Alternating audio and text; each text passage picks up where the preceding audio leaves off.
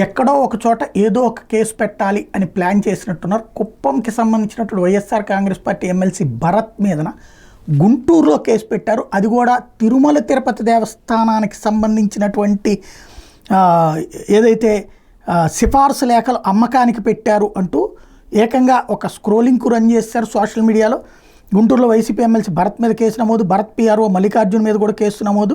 తిరుమల దర్శనం సిఫార్సు లేఖల అమ్మకాలు చేపట్టిన భరత్ గుంటూరు వాసుల నుంచి తోమాల సేవకు 3 లక్షల వసూలు. ఎమ్మెల్సీ భరత్ మీద ఫిర్యాదు చేసిన టీడీపీ నేత చిట్టిబాబు ఫిర్యాదుతో అరండల్పేట పిఎస్లో కేసు నమోదు. అసలు తోమాల సేవకు 3 లక్షల రూపాయలు కట్టాల్సినటువంటి పరిస్థితి అయితే ఉండదు. మరి అదేంటో అర్థం కాలేదు. అయితే దీని మీద భరత్ స్పందించారు. అట్లాంటి అలవాటు నాకు లేదు, ఇది కావాలని చేస్తున్నటువంటి కుట్ర అంటూ ఆయన తాజాగా ఒక వీడియో రిలీజ్ చేశారు. ఇది ఉద్దేశపూర్వకంగా చేస్తున్నటువంటిది, ఇట్లాంటి అలవాటు లేదు, మా తండ్రి ఇంతకుముందు కీలకమైనటువంటి బాధ్యతలు నెరవేర్చారు అన్నటువంటి విషయాన్ని చెప్తూ ఇట్లాంటి అభాండాలు వెయ్యొద్దు అన్నటువంటి పాయింట్ చెప్తూ భవిష్యత్తులోనైనా సరే ఆ తరహా ఉండొద్దు అన్నటువంటిది అడుగుతూ ఉన్నారు.